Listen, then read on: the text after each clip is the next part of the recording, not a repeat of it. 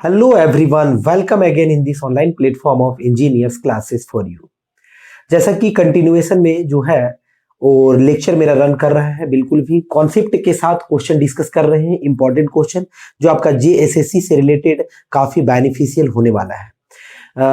जो भी क्वेश्चन हम डिस्कस कर रहे हैं वो ऑलमोस्ट आपका ही एक्सपेक्टेड है, बट इस तरीके का ही क्वेश्चन जो है आपको जनरल इंजीनियरिंग जो कि जेएसएससी में मैकेनिकल का सेक्शन होगा उसमें देखने को मिलेगा। तो दो लेक्चर ऑलरेडी कंप्लीट हो चुका है और ऑलरेडी अपलोडेड है, तो आप दोनों लेक्चर को पहले जरूर देख लें। स्ट्रेंथ ऑफ मटेरियल का, उससे पहले हम थर्मल इंजीनियरिंग मतलब थर्मोडायनेमिक्स का आईसी इंजन से रिलेटेड जो है ऑलरेडी जेएसएससी का प्लेलिस्ट में अपलोड कर चुके हैं। तो आप दो लेक्चर पहले स्ट्रेंथ ऑफ मटेरियल के देखें, उसके बाद ये थर्ड लेक्चर होने वाला है। तो चलिए स्टार्ट करते हैं। लगभग 40 क्वेश्चन डिस्कस कर चुके हैं, अराउंड 40 क्वेश्चन। अब यहां से हम स्टार्ट करते हैं, तो चलिए लेट्स स्टार्ट। देखिए क्वेश्चन है आज का पहला क्वेश्चन कि if there is a fall in temperature. हम जो है ना वो थर्मल स्ट्रेस और थर्मल स्ट्रेन से रिलेटेड कुछ क्वेश्चन जो है इससे प्रीवियस लेक्चर में ऑलरेडी डिस्कस कर चुके हैं। यहाँ पे उसी से रिलेटेड क्वेश्चन है एक्चुअली में ये question, if there is a fall in temperature of a composite body. एक कंपोजिट बॉडी है। कंपोजिट का मतलब क्या होता है? कंपोजिट बॉडी का मतलब होता है वन से अधिक मटेरियल का बना हुआ रहेगा, अलग अलग क्रॉस सेक्शन भी हो सकता है, बट लेंथ क्या होगा? सेम होगा, है ना, लेंथ सेम होगा, रिजिडली फिक्स्ड होता है, उसी को क्या बोलते हैं? कंपोजिट। चलिए यहाँ पे हम दो मटेरियल यहाँ पे बनाए, दो मटेरियल का है सपोज, है ना, इस क्वेश्चन में ऐसा ही है, और ये रिजिडली फिक्स्ड है दोनों एंड से जो है, क्योंकि स्ट्रेस जनरेट होगा जब ये रिजिडली बॉडी फिक्स्ड होगा। कंपोजिट है आपका composite. Then a member having greater coefficient of linear expansion. एक मान लीजिए यहाँ पे दो मेंबर है, एक है ए और एक है बी। तो ए के पास जो है सपोज कीजिए ए का अल्फा ए है और इसका अल्फा बी है, और अल्फा ए जो है ना वो ग्रेटर है अल्फा बी से।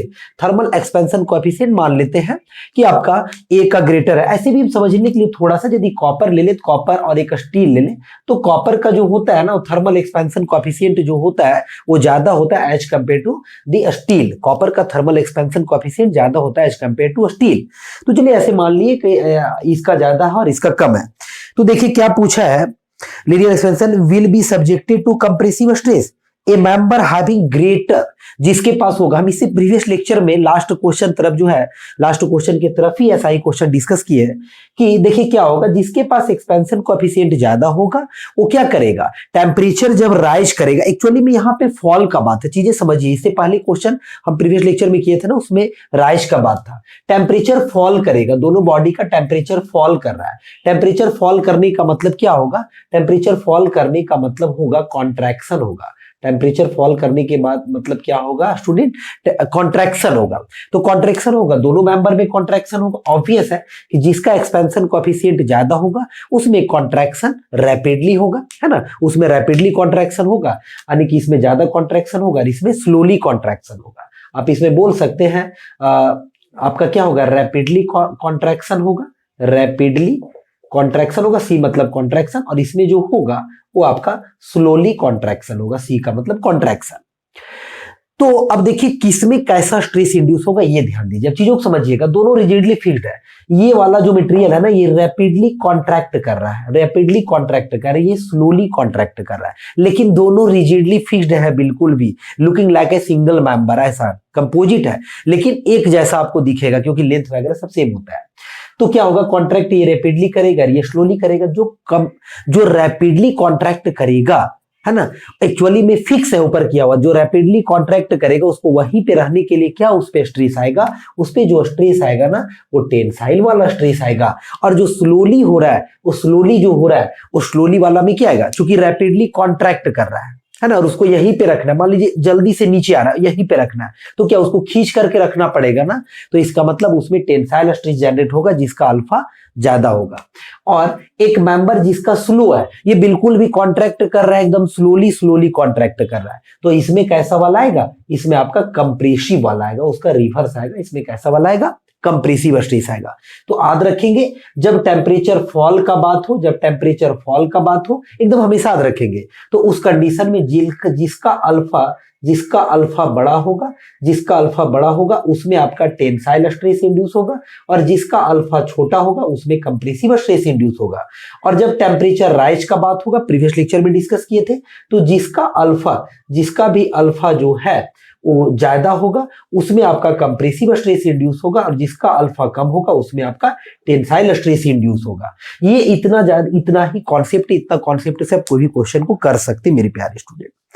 तो देखिए इसका जो करेक्ट आंसर होगा एग्जैक्टली वो करेक्ट आंसर क्या होगा, तो इसका ट्रू और फॉल्स होगा। बोला है जिसका एक्सपेंशन कोएफिशिएंट ज्यादा है उसमें कंप्रेसिव स्ट्रेस इंड्यूस होगा, जिसका एक्सपेंशन कोएफिशिएंट ज्यादा है उसमें कंप्रेसिव नहीं इंड्यूस होगा, उसमें टेंसाइल होगा। जिसका ज्यादा उसमें कंप्रेसिव नहीं होगा, टेंसाइल होगा, यानी कि ट्रू और फॉल्स। तो बिल्कुल भी इसका जो होगा वो फॉल्स होगा। इसका क्या होगा? फॉल्स होगा, है ना। चलते नेक्स्ट क्वेश्चन है।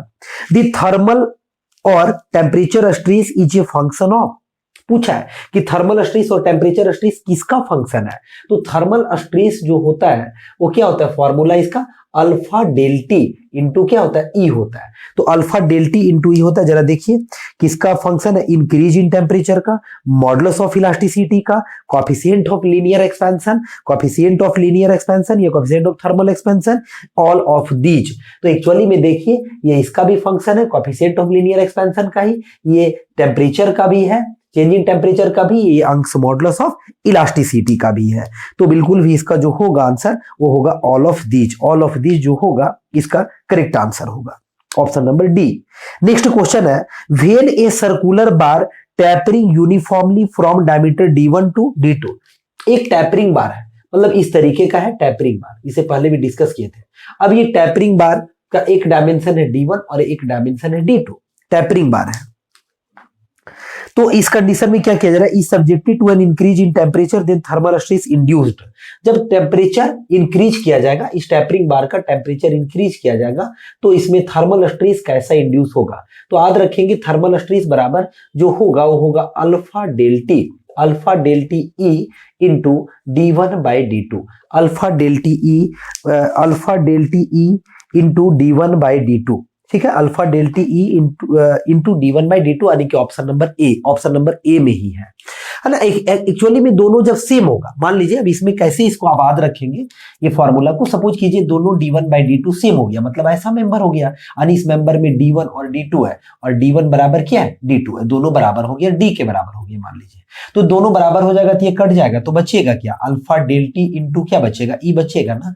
तो यह सब याद रख सकते हैं इस तरीके से बिल्कुल भी, ठीक है, कि D1 बाई D2 ऐसे भी कट जाएगा, तो ये आपका ये बचेगा, और ये आपका प्रिज्मेटिक बार के लिए होता है, टैपर्ड बार के लिए ये होता है। नेक्स्ट क्वेश्चन डिस्कस करते हैं। Which of the following statement is correct, कौन सा स्टेटमेंट करेक्ट है। The stress is the pressure per unit area, क्या stress pressure per unit area, नहीं, स्ट्रेस जो होता है internal resisting force per unit area होता है, तो ये करेक्ट नहीं है। दूसरा option, the strain is expressed in mm, बिल्कुल भी नहीं, ये इनकरेक्ट है, करेक्टली ढूंढना है। स्ट्रेन mm नहीं होता है, स्ट्रेन का यूनिट लेस होता है। अगला है Hooke's law holds good up to breaking point, नहीं, हुक्स लॉ आपको जो है प्रीवियस लेक्चर बताए हैं कि ब्रेकिंग पॉइंट तक नहीं होता है, बल्कि ये इलास्टिक पॉइंट तक होता है, इलास्टिक पॉइंट तक होता है। डी ऑप्शन में stress is directly proportional to strain within elastic limit, D option इसका करेक्ट होगा, stress directly proportional to strain within elastic limit, और इसी को कहा जाता है हुक्स लॉ। चलते नेक्स्ट क्वेश्चन में, यानी इसका डी ऑप्शन होगा। The deformation of the bar per unit length, deformation of the bar, यानी डिफॉर्मेशन मतलब change in length per unit length in the direction of force, in the direction of force को underline कीजिए। तो in the direction of force कभी deformation हो और पर unit length का बात हो तो उसको क्या बोलते हैं, लीनियर स्ट्रेन बोला जाता है, लेटरल स्ट्रेन बोला जाता है, वॉल्यूमेट्रिक स्ट्रेन बोला जाता है, या शियर स्ट्रेन बोला जाता है। तो आप क्लियरली बोलेंगे, प्रीवियस लेक्चर में भी डिस्कस किए ये बात को, कि इसको लीनियर स्ट्रेन बोलते हैं। लीनियर स्ट्रेन का एक और नाम होता है लॉन्गिट्यूडनल स्ट्रेन, लीनियर स्ट्रेन का एक और नाम क्या होता है, लॉन्गिट्यूडनल स्ट्रेन होता है मेरे प्यारे दोस्तों। तो लेटरल नहीं होगा, वॉल्यूमेट्रिक भी नहीं होगा, शियर भी नहीं होगा। Volumetric strain change in volume upon original volume होता है। लेटरल स्ट्रेन होता है जिस डायरेक्शन में आप फोर्स लगाए उसके परपेंडिकुलर डायरेक्शन में जो स्ट्रेन होगा उसको लेटरल बोला जाता है, लेकिन जिसमें फोर्स लगाए उसी डायरेक्शन में जो इंड्यूस हुआ स्ट्रेन उसको लीनियर बोलते हैं या फिर लॉन्गिट्यूडनल बोला जाता है। Next question, the ratio of lateral strain to the linear strain, lateral divided by linear.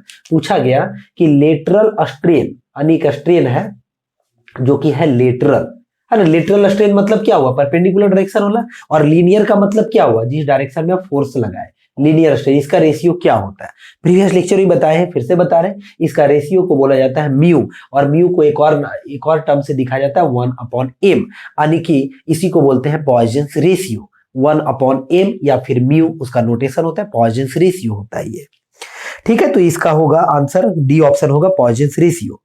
अगला है Poisson's ratio is the ratio of linear strain to the volumetric strain. क्या सही है क्या, Poisson's ratio linear strain to the volumetric strain होता है? बिल्कुल भी नहीं, यानी lateral strain to the linear strain होता है, यानी कि ये होगा फॉल्स होगा। अगला क्वेश्चन है, देखिए क्वेश्चन लिखा है ए स्टील बार 2 मीटर लॉन्ग। एक स्टील बार है, स्क्रीन पे आपको दिख रहा होगा, वो 2 मीटर लंबा है। बिल्कुल भी स्टील का बार कितना मीटर लंबा है, 2 मीटर लंबा है, 20 mm वाइड है और 10 mm थिक है, एक स्टील का बार है। उसमें 2 किलो न्यूटन का पुलिंग फोर्स लगाया जा रहा है ना, 2 किलो न्यूटन का pulling force. If the same bar is subjected to push of 2 kilo newton. अब 2 किलो न्यूटन का पुलिंग के जगह पे बार एकदम सेम है, सारा डायमेंशन वगैरह सब चीज सेम है, मटेरियल वगैरह सब चीज सेम है। अब उस पर पुशिंग नेचर का फोर्स लगा दिए, फोर्स का मैग्नीट्यूड भी सेम है, बस नेचर अलग है, पुशिंग नेचर का है।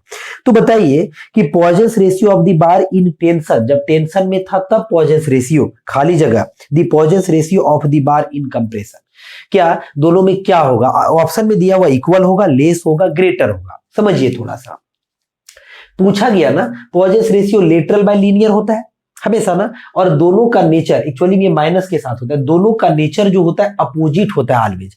लेटरल लीनियर यदि नेगेटिव होगा तो लेटरल पॉजिटिव होता है, लेटरल नेगेटिव होगा तो लीनियर पॉजिटिव होता है, इस तरीके से होता है। इसीलिए पॉजिटिव नेगेटिव हमेशा नेगेटिव आता है, इसीलिए माइनस लगाया जाता है फॉर्मूला में, ताकि माइनस माइनस प्लस हो जाए। पॉइजन्स रेशियो कांस्टेंट वैल्यू है जो कि ऑलवेज पॉजिटिव होता है। तो देखिए एक बार ना मेंबर को क्या किया गया, एक बार मेंबर इस तरीके का मेंबर था, इसको पुल किया गया 2 किलो न्यूटन से, और एक बार इसी मेंबर को क्या किया गया, पुश किया गया सेम फोर्स के साथ। तो क्या होगा, सपोज कीजिए कि लेटरल का वैल्यू पुलिंग जब करेंगे तो लेटरल नेगेटिव होगा, तो मान लीजिए लेटरल का वैल्यू 1 आया तो -1 बाय, और लीनियर का वैल्यू 2 आया तो -1/2 हो जाएगा। अब जब पुश करेंगे तो पुश करने में क्या होगा, जिस डायरेक्शन में आप फोर्स लगा रहे हैं उस डायरेक्शन को लीनियर स्ट्रेन उसी में प्रोड्यूस होता है। तो जब आप पुश करेंगे तो पुश के कंडीशन में क्या होगा कि आपका लीनियर स्ट्रेन ही नेगेटिव होगा, है ना, लीनियर स्ट्रेन नेगेटिव होगा, मैग्नीट्यूड तो सेम होगा, यानी कि ये 1 पॉजिटिव होगा और ये क्या होगा, नेगेटिव होगा। अल्टीमेटली आप देखिए तो ये नेगेटिव ही रिजल्ट आएगा, बाहर में नेगेटिव लगा रहता है, दोनों का मैग्नीट्यूड बिल्कुल भी सेम आएगा क्योंकि फॉर्मूला में नेगेटिव होता है। ठीक है, तो यहां से ये क्लियर हो गया कि आप पुश करेंगे सब चीज सेम रहेगा, तो बिल्कुल भी पॉइजन्स रेशियो का वैल्यू डिफर नहीं करेगा, पॉइजन्स रेशियो क्या रहेगा, सेम रहेगा। तो इसका ऑप्शन नंबर ए होगा करेक्ट, यानी इक्वल टू। नेक्स्ट क्वेश्चन है the Poisson's ratio for steel varies. चलिए एक डेटाबेस क्वेश्चन है। पॉइजन्स रेशियो एक्चुअली में ना 0 से 0.5 तक वैरी करता है, 0 से 0.5 तक। 0 होता है कॉर्क के लिए, 0.5 जो होता है वो आपका परफेक्टली इलास्टिक बॉडी के लिए होता है। तो Poisson's ratio for steel varies from, कहां से कहां पॉइजन्स रेशियो स्टील का वैरी करता है, याद रखेंगे ये लगभग वैरी करता है 0.232 0.27, 0.232 0.27। कभी आपसे पूछे ना कि स्टील और रबर में कौन सा जो होगा मटेरियल और मोर इलास्टिक होगा, तो आप बोलेंगे steel is more elastic than rubber. उसके पीछे रीजन है कि इलास्टिक बोलने का मतलब है अंश मॉडुलस ऑफ इलास्टिसिटी। ई बराबर क्या होता है, सिग्मा अपॉन इप्सिलॉन, और इप्सिलॉन होता है स्ट्रेन। स्ट्रेन होता है ना, स्ट्रेन क्या होगा कि बहुत कम होगा, किसके लिए, स्टील में। तो स्ट्रेन बहुत कम होगा तो ई का वैल्यू ज्यादा होगा, यानी इलास्टिसिटी ज्यादा होगा स्टील में रबर के कंपैरिजन में। लेकिन रबर में स्ट्रेन ज्यादा होता है तो इलास्टिक बिहेवियर कम होता है, मतलब अंश मॉडुलस ऑफ इलास्टिसिटी एक्चुअली में होता है। खैर इसका ऑप्शन नंबर ए होगा 0.232 0.27। नेक्स्ट क्वेश्चन है the Poisson's ratio for cast iron varies from. Cast iron एक आपका ब्रिटल मटेरियल है, इसका कहां से कहां होता है, तो इसका जो होता है याद रखेंगे 0.252 0.33, जो कि ऑप्शन नंबर बी में। एक डेटा बेस क्वेश्चन है, मे भी पूछ सकता है, आप चीजों को याद रखेंगे थोड़ा। अगला क्वेश्चन है when a bar of length L, एक बार का लेंथ कितना एल है, विड्थ बी है और थिकनेस टी है, is subjected to pull of P amount का फोर्स से पुल किया जाता है, इस तरह से है। तो क्या होगा देखिए, इट्स क्या होगा पहला ऑप्शन में, length width and thickness decreases. जब भी ऐसा होगा, जैसे यही बार है आपका, ये बार है, इसका लेंथ एल हो गया, विड्थ हो गया, थिकनेस हो गया, जब इसको आप पुल करेंगे पी अमाउंट के फोर्स से, मान लीजिए इसको पुल कर रहे हैं पी अमाउंट के फोर्स से, तो क्या होगा, ऑब्वियस है कि लेंथ के अलोंग जो स्ट्रेन होगा लीनियर स्ट्रेन होगा, क्योंकि फोर्स के अलोंग लेंथ है आपका, और बी और टी के अलोंग जो स्ट्रेन होगा उसको लेटरल स्ट्रेन बोलेंगे, क्योंकि कभी भी एक फोर्स जो है ना वो तीन टाइप का स्ट्रेन प्रोड्यूस करता है, दो लेटरल और एक लीनियर होता है, प्रोड्यूस करता है। तो यहां पे देखिए पुलिंग लगाएंगे तो लेंथ इंक्रीज करेगा और विड्थ और थिकनेस क्या होगा, डिक्रीज करेगा। तो ऑप्शन ढूंढिए ऐसा कहां पे है। अगला ऑप्शन में है लेंथ विड्थ थिकनेस डिक्रीज है, नहीं, तीनों नहीं इंक्रीज होगा, नहीं तीनों डिक्रीज करेगा, पहला ऑप्शन और दूसरा नहीं होगा। तीसरा, length increases width and thickness decreases, हाँ लेंथ इंक्रीज कर जाएगा और विड्थ और थिकनेस डिक्रीज कर जाएगा। इसका करेक्ट जो होगा ऑप्शन नंबर सी होगा। लेकिन यही क्वेश्चन में पुशिंग नेचर का लगता तो लेंथ डिक्रीज कर जाता और विड्थ और थिकनेस इंक्रीज कर जाता। खैर इस क्वेश्चन के लिए ऑप्शन नंबर सी करेक्ट होगा।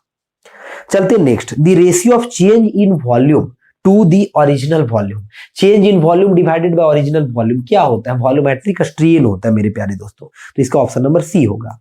When a bar of length L width B and thickness T subjected to push, देखिए आ गया पुश वाला भी आ गया, पुल वाला जैसे हुआ उसका रिवर्स होगा, जब आप इसको पुश करेंगे, सोच कीजिए अब ये पुशिंग नेचर का फोर्स लगेगा, तो ऑब्वियस है पुशिंग नेचर का फोर्स लगेगा, लेंथ छोटा हो जाएगा, लेंथ डिक्रीज करेगा, लेकिन विड्थ और थिकनेस इंक्रीज करेगा। ढूंढिए इसका option, length decrease width and thickness increases, यानी इसका डायरेक्ट जो होगा option number D correct option होगा।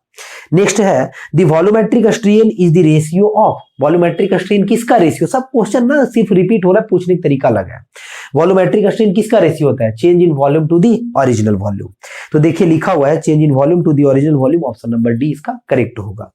Next question, when a rectangular bar of length L, देखिए कुछ इधर मिटा देते हैं, when a rectangular bar of length L, question में है एक रेक्टेंगुलर बार है और उसका लेंथ है एल, विड्थ है बी और थिकनेस है T, is subjected to axial pull of P, linear strain कितना होगा, स्ट्रेन का वैल्यू पूछा है कितना होगा।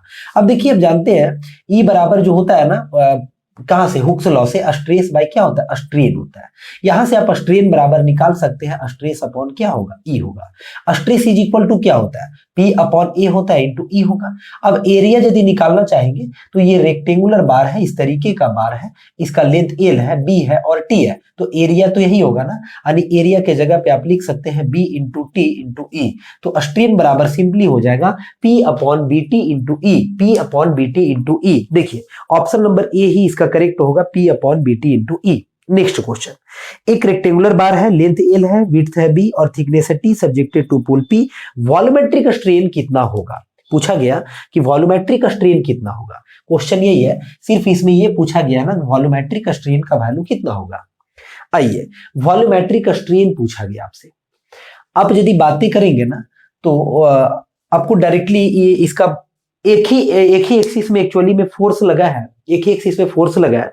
वॉल्यूमेट्रिक स्ट्रेन का वैल्यू यदि बात करेंगे तो एक रिलेशन होता है, E इज इक्वल टू होता है 3K1 माइनस 2 म्यू होता है, लेकिन 3K तब होता है ना जब तीनों डायरेक्शन का होता है, ट्राई एक्सियल के लिए होता है। यदि सिंगल एक्सियल होगा तो E इज इक्वल टू होता है K1 माइनस 2 म्यू होता है ना। और आप इसको ऐसे भी लिख सकते हैं कि 1 माइनस 2 म्यू को आप लिख सकते हैं 1 माइनस 2 डिवाइडेड बाय एम, क्योंकि म्यू बराबर जो होता है ना 1 अपॉन एम होता है, नोटेशन है, पॉइजन रेशियो का एम होगा 1 अपॉन एम होगा, या फिर आप सिंपली उसको कह सकते हैं म्यू। तो यहां से देखिए आप यहां से आप चीजों को कर सकते हैं रिलेट इजिली। के जो होता है ना वो होता है स्ट्रेस अपॉन वॉल्यूमेट्रिक स्ट्रेन, के बल्क मॉडुलस ऑफ इलास्टिसिटी होता है, इट्स यूनिट इज न्यूटन पर मीटर स्क्वायर, और इसका जो यूनिट होता है फॉर्मूला वो होता है direct stress to the volumetric strain. और क्या होगा 1 माइनस 2/m होगा। तो यहां से जो है ना, अब वॉल्यूमेट्रिक स्ट्रेन निकालेंगे। Volumetric strain is equal to how much? Volumetric strain is equal to sigma upon E 1 minus 2 divided by m। और सिग्मा अपॉन ई, अब ऑप्शन आप मैच कराएंगे, सिग्मा अपॉन ई का वैल्यू जो होता है वो क्या होता है? स्ट्रेन होता है। तो volumetric strain is nothing but volumetric strain is equal to epsilon 1 minus 2 divided by m। Epsilon 1 minus 2 divided by m। Check कीजिए ऑप्शन। तो देखिए पहला ऑप्शन में है इप्सिलॉन 1 माइनस 2m, पहला नहीं होगा। दूसरा ऑप्शन में है इप्सिलॉन 2m माइनस, दूसरा भी नहीं होगा। Epsilon 1 minus 2 divided by C option में है बिल्कुल भी ये, यानी कि इसका होगा ऑप्शन नंबर सी करेक्ट होगा बिल्कुल भी। थोड़ा सा आपको ट्रांसफॉर्मेशन करना है, क्योंकि 2-3 इलास्टिक कांस्टेंट का वैल्यू होता है। प्रीवियस लेक्चर में आपको बताएं, ई का के साथ रिलेशन, ई का जी के साथ रिलेशन, ई का आपका के और जी दोनों के साथ रिलेशन ऑलरेडी बता चुके हैं। Next question, when a body subjected to 3 mutually perpendicular stress. अब एक बॉडी को ना triaxial state of stress system है, ट्राइएक्सियल। तो ट्राइएक्सियल मतलब क्या हुआ? एक बॉडी है आपका और ट्राइएक्सियल वाला है। देखिए ऐसा, इधर भी स्ट्रेस, इधर भी स्ट्रेस और इस डायरेक्शन में भी, यानी ट्राइएक्सियल स्टेट ऑफ स्ट्रेस सिस्टम है, लिखा हुआ है। ऑफ इक्वल इंटेंसिटी, मान लीजिए इक्वल का, ये भी सिग्मा, ये भी सिग्मा, ये भी सिग्मा, तीनों एक्सिस में है ना, या फिर ये इस एक्सिस में, सब एक्सिस में, ऐसा बता सकते हैं आप। ठीक है, तो आपका सिग्मा है। The ratio of direct stress to the corresponding volumetric strain is known as. Direct stress to the volumetric strain को क्या बोला जाता है? तो देखिए इस कंडीशन में जब भी वॉल्यूमेट्रिक का कॉन्सेप्ट आता है ना, तो कहां पे आता है? ये सिंपली आप कह सकते हैं ट्राइएक्सियल, यानी कि 3 डायमेंशनल में ही आता है। ठीक है, तो आप इसका जो करेक्ट ऑप्शन होगा वो बिल्कुल भी होगा अंश मॉडुलस नहीं, सिंपली रेशियो को देखिए, direct stress to the volumetric strain, direct stress to the volumetric strain क्या होगा? तो इसी को बोलते हैं बल्क मॉडुलस। तो मॉडुलस ऑफ रिजिडिटी नहीं होगा, मॉडुलस ऑफ रिजिडिटी होता है आपका shear stress to the shear strain. इसका होगा option number C bulk modulus. ठीक है, नेक्स्ट क्वेश्चन। नेक्स्ट क्वेश्चन में आपका है the relation between Young's modulus capital E and bulk modulus is given by. अंश मॉडुलस और बल्क मॉडुलस में रिलेशन पूछा गया। तो देखिए यहां पे ऑलरेडी लिखे हुए हैं अंश मॉडुलस और बल्क मॉडुलस में रिलेशन। तो देखिए यहां से आपका ऑप्शन कुछ अलग तरीके से, यहां से आप के निकाल सकते हैं। के इज इक्वल टू कितना होगा? तो के इज इक्वल टू जो आपका होगा वो होगा ई अपॉन 3 1 माइनस 2 म्यू। लेकिन म्यू के फॉर्म में नहीं, एम के फॉर्म में है, तो इसको एम के फॉर्म में चेंज कीजिए। ई क्या हो जाएगा? 3 1 माइनस 2 डिवाइडेड बाय एम होगा।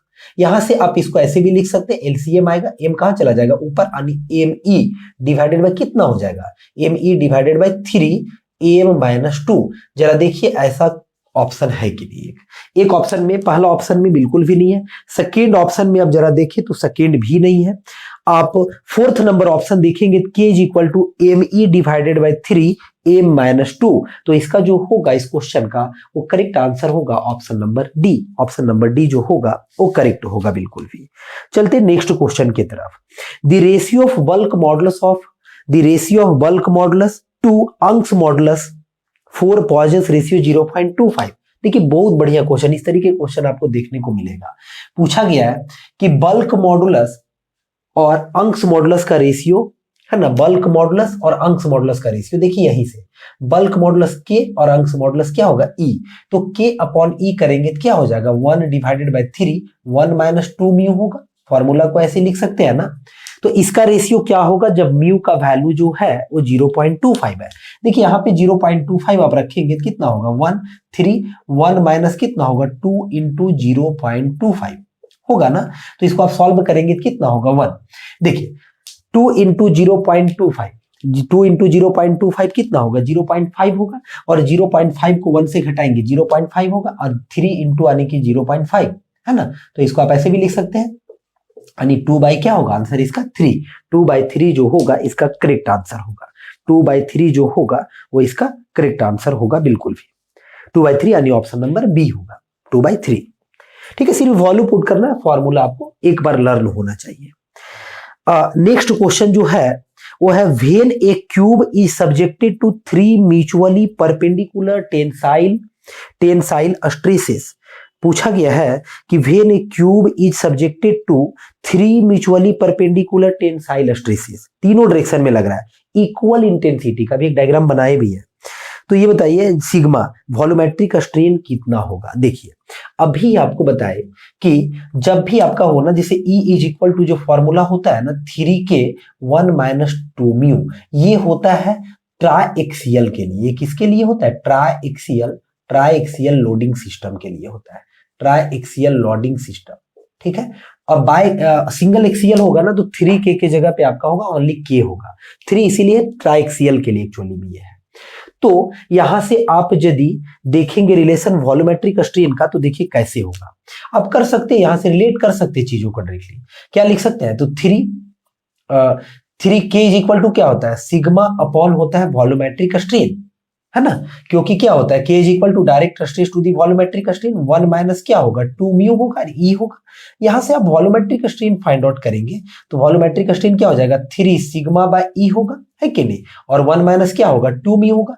और सिग्मा बाय E जो होता है ये आपका क्या होता है? सिग्मा बाय स्ट्रेन का वैल्यू होता है, लीनियर स्ट्रेन का। तो आप यहां से ऐसे बोल सकते हैं कि volumetric strain is equal to 3 times epsilon, 3 times epsilon. अच्छा चलिए ठीक है, एक्चुअली में इस फॉर्मेट पे नहीं है, इसी फॉर्मेट पे है। तो 3 sigma by E 1 minus 2 mu, और म्यू की जगह पे आप और क्या लिख सकते हैं? 2 डिवाइडेड बाय m लिख सकते हैं। तो इसी को आप ऐसे भी लिख सकते हैं ना, 3 sigma by E 1 minus 2 divided by m, option ढूंढिए, क्योंकि 1 अपॉन m म्यू होता है। देखिए पहला ऑप्शन में 3 sigma by E 1 minus 2 by M, देखिए फर्स्ट ऑप्शन ही इसका करेक्ट है, आगे पढ़ने का भी जरूरत नहीं है, यही है। यानी कि वॉल्यूमेट्रिक स्ट्रेन ट्राइएक्सियल के केस में जो होगा वो होगा 3 sigma by E 1 minus 2 divided by M. Next question यदि डिस्कस करेंगे, नेक्स्ट क्वेश्चन में है the relationship between E and C जो है ना मॉडुलस ऑफ रिजिडिटी होता है, तो इसके बीच में ना रिलेशनशिप पूछा गया है। तो देखिए रिलेशनशिप यदि आप निकालेंगे तो E इज इक्वल टू जो होता है ना वो होता है 2C 1 प्लस म्यू होता है। C को G भी बोला जाता है, जिसको मॉडुलस ऑफ रिजिडिटी बोला जाता है मेरे प्यारे दोस्तों। तो ये दोनों के बीच का ये रिलेशन है। इसको आप ऐसे भी लिख सकते हैं, जरा ऑप्शन देखिए कैसे, C इज इक्वल टू के फॉर्म में ऑप्शन है, तो यहां से आप C इज इक्वल टू निकाल लीजिए, है ना। तो C इज इक्वल टू कितना हो जाएगा? C इज इक्वल टू हो जाएगा E डिवाइडेड बाय 2 1 प्लस क्या होगा म्यू होगा। इसको और भी लिख सकते हैं, 1 अपॉन m लिखेंगे तो क्या हो जाएगा, m ऊपर चला जाएगा तो m E divided by 2 m plus क्या होगा m होगा। C इज इक्वल टू यानी ये फॉर्मेट पे भी होगा, ठीक है, क्योंकि म्यू बराबर 1 अपॉन m होता है। तो जरा देखिए किस ऑप्शन में है, C बराबर me 2 m plus 1, option number ए इसका भी क्या होगा करेक्ट होगा। ऑप्शन नंबर ए जो होगा वो इसका भी बिल्कुल भी करेक्ट होगा, यानी C is equal to me divided by 2 m plus 1।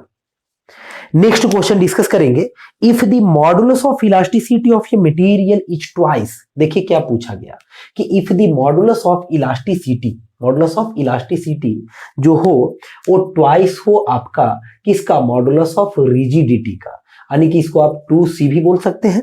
Modulus of rigidity का क्या हो, ट्वाइस हो, तो पॉइजन्स रेशियो का वैल्यू 0 होगा, करेक्ट है या इनकरेक्ट है, जरा देखिए। यदि ऐसा होगा, फॉर्मूला जानते हैं E बराबर क्या होता है 2C 1 प्लस म्यू होता है। यदि E का वैल्यू आपका ना 2C के बराबर हो गया तो 2C बराबर 2C आप 1 प्लस म्यू लिख सकते हैं, ये और ये कट जाएगा और 1 प्लस म्यू बराबर क्या आएगा 0 आएगा, सॉरी 1 आएगा, 1 प्लस म्यू बराबर 1, तो म्यू बराबर कितना होगा 1 माइनस 1 0, यानी म्यू बराबर 1 सॉरी 0। तो यहां से ये आप कहेंगे कि हाँ बिल्कुल भी करेक्ट होगा। इसको रिवर्स भी पूछ सकता है कि यदि अंश modulus of elasticity 2 times of modulus of rigidity का, तो what will be the value of Poisson's ratio, then आप कहेंगे कि Poisson's ratio will be in the situation the Poisson's ratio will be equal to 0, in the situation the Poisson's ratio will be equal to 0, है ना। अब यहाँ पे ये पूछ दिया था क्या ऐसा होगा तो 0 होगा क्या, करेक्ट या इनकरेक्ट, तो ये बिल्कुल भी क्या होगा करेक्ट होगा। नेक्स्ट क्वेश्चन है the relationship between Young's modulus bulk modulus जिसको शियर मॉडुलस ऑफ रिजिडिटी जिसको शियर मॉडुलस भी बोला जाता है एंड बल्क मॉडुलस क्या होता है। प्रीवियस लेक्चर में भी आपको बता चुके हैं फॉर्मूला, फिर से आपको बताते हैं, बहुत ही फेमस फॉर्मूला है, आप एकदम याद रखें। E इज इक्वल टू जो होता है वो होता है 9kc अपॉन होता है 3k plus C, 3k plus सी, ये रिलेशन होता है। यहाँ पे जरा देखिए, फर्स्ट ऑप्शन में नहीं है, सेकेंड में भी नहीं है, थर्ड ऑप्शन में है।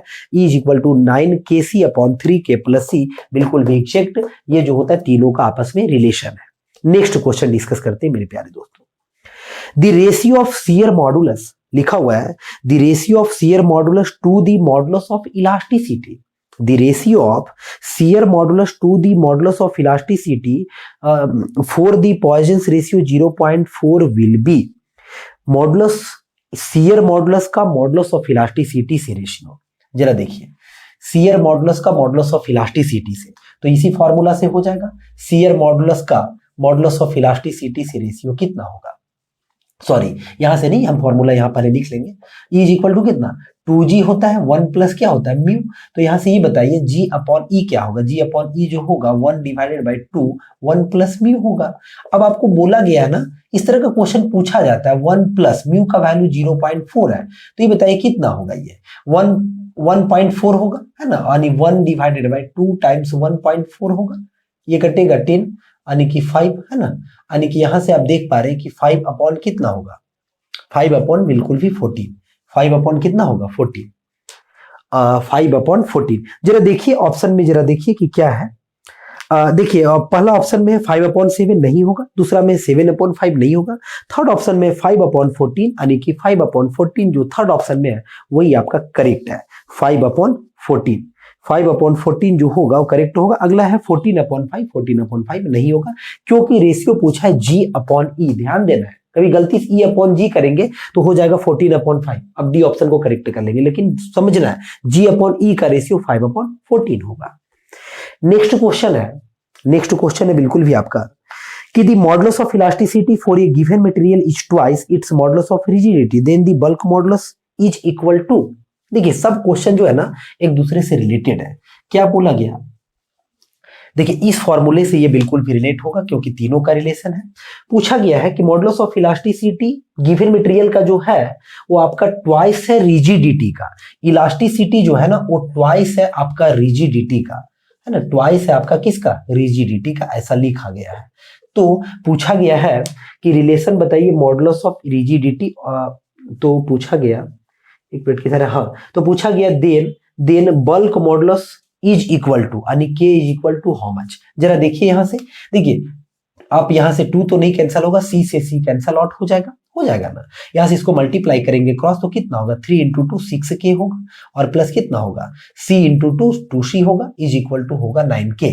तो यहां से आप देखेंगे इधर करेंगे तो कितना हो जाएगा 3k इज इक्वल टू हो जाएगा 2c। यहां से आप क्लियरली बोल सकते हैं कि मॉडुलस ऑफ रिजिडिटी जो होगा, है ना, modulus of sorry bulk modulus जो होगा, है ना, बल्क मॉडुलस यानी बल्क मॉडुलस का नहीं मतलब k, तो k बराबर कितना होगा, तो 2c अपॉन 3 होगा। k बराबर 2/3 इंटू सी होगा, k बराबर 2/3 इंटू सी होगा। जरा देखिए फर्स्ट ऑप्शन में 2c है नहीं होगा, सेकंड ऑप्शन में 3c है नहीं होगा, थर्ड ऑप्शन में है 2c/3, बिल्कुल भी थर्ड ऑप्शन इसका 100% करेक्ट ऑप्शन होगा मेरे प्यारे दोस्तों। नेक्स्ट क्वेश्चन डिस्कस करते हैं।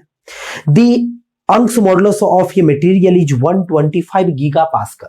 लिखा हुआ है कि अंश मॉडुलस जो है ना वो 125 गीगा पास्कल है और पॉइजन्स रेशियो इतना है, तो मॉडुलस ऑफ रिजिडिटी कितना होगा, देखिए इसी से बनेगा, यही इक्वेशन है। इसका वैल्यू है 125 गीगा पास्कल, 2 इंटू जी 1 प्लस पॉइजन्स रेशियो का वैल्यू जो है वो आपका गिवन है 0.25, पॉइजन्स रेशियो है 0.25 है।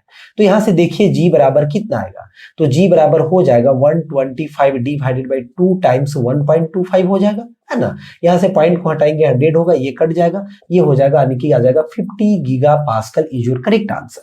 And modulus of rigidity is nothing but its value is 50 gigapascal and it appears in option number B.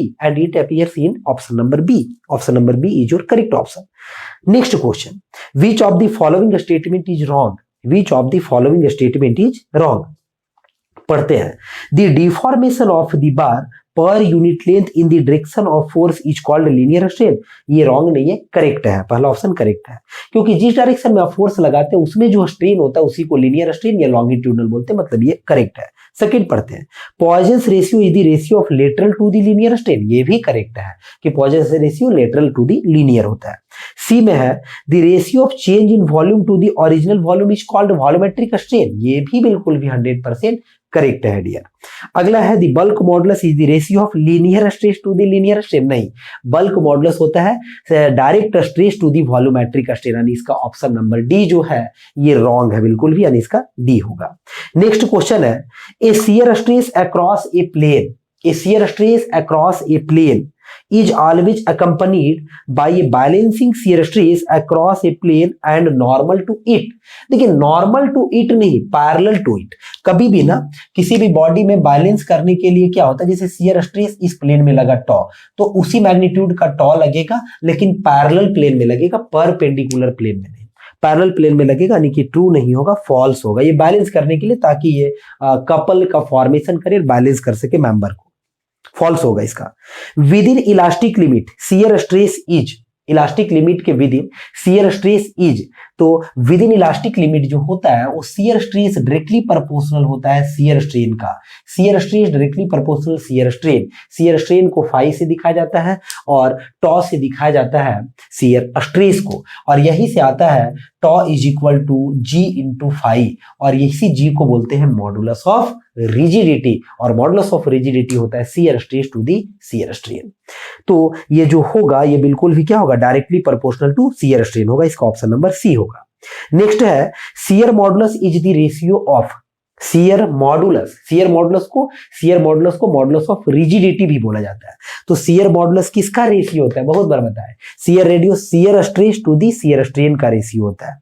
तो यहाँ पे ऑप्शन नंबर डी में shear stress to the shear strain, बाकी ऑप्शन आप पढ़ेंगे नहीं है, डी ऑप्शन इसका करेक्ट होगा।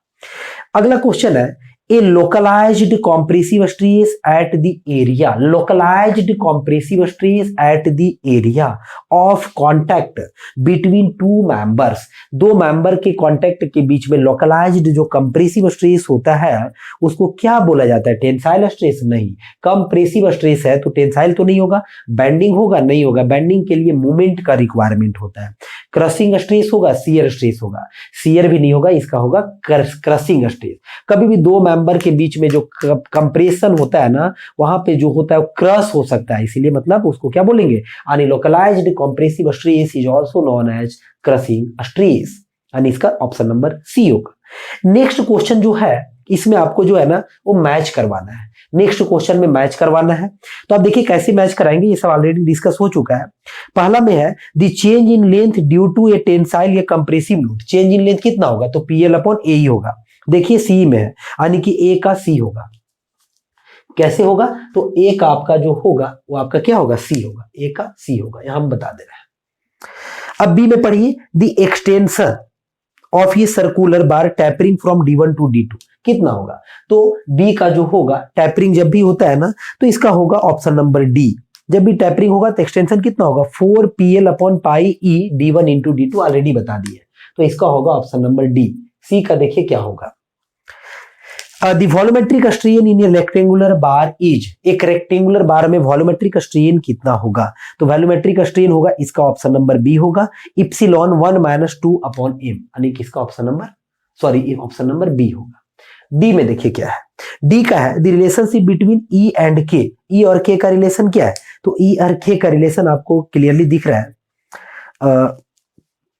ई एंड के का रिलेशन, तो ई एंड के का रिलेशन आप निकालेंगे ना तो दो फॉर्मूला, एक में है the relationship between elasticity E and C और एक है ई एंड की का, ई एंड के का, तो ई एंड के वाला हम अभी पहले भी आपको दिखाए, ई इज इक्वल टू क्या होता है 3K होता है, तो इसका होगा डी का होगा ए, डी का होगा ऑप्शन नंबर ए होगा, इसका होगा ऑप्शन नंबर ए, और ई का जो होगा ना वो ऑप्शन नंबर आपका जो होगा ई का वो ऑप्शन नंबर ई ही होगा, ऑप्शन नंबर ई ही होगा, क्योंकि ई का रिलेशन होता है E is equal to 2c 1 plus mu होता है, तो उसको आप वहां से करेंगे ट्रांसफॉर्म तो ये आ जाएगा, ऑलरेडी ये डिस्कस कर चुके हैं। तो इस तरीके से होगा बिल्कुल भी। यहां तक लेक्चर डिस्कस किए, लेक्चर बड़ा भी हो गया। नेक्स्ट लेक्चर में मिलेंगे और भी स्ट्रेंथ ऑफ मटेरियल का एक्सपेक्टेड क्वेश्चन जो जीएसएससी में आ सकता है या फिर अदर कॉम्पिटिटिव एग्जाम जो कि जूनियर इंजीनियरिंग का कॉम्पिटिटिव एग्जाम होगा, कोई भी स्टेट लेवल का होगा या फिर कैसा भी लेवल का होगा, एसएससी जेई वगैरह, उसमें भी पूछा जा सकता है। वैसे एक्सपेक्टेड क्वेश्चन डिस्कस कर रहे हैं। मिलते हैं नेक्स्ट लेक्चर में। लेक्चर अच्छा लगा होगा जरूर लाइक करें, बिल्कुल भी दोस्तों के साथ शेयर जरूर करें। चैनल पे नए होंगे जरूर सब्सक्राइब करें, क्योंकि इस चैनल पे आपको मैकेनिकल इंजीनियरिंग से लेक्चर रिलेटेड लेक्चर जो है वो बिल्कुल भी देखने को कंटिन्यूअसली मिलता रहेगा। मिलते हैं नेक्स्ट लेक्चर में। Thank you for watching.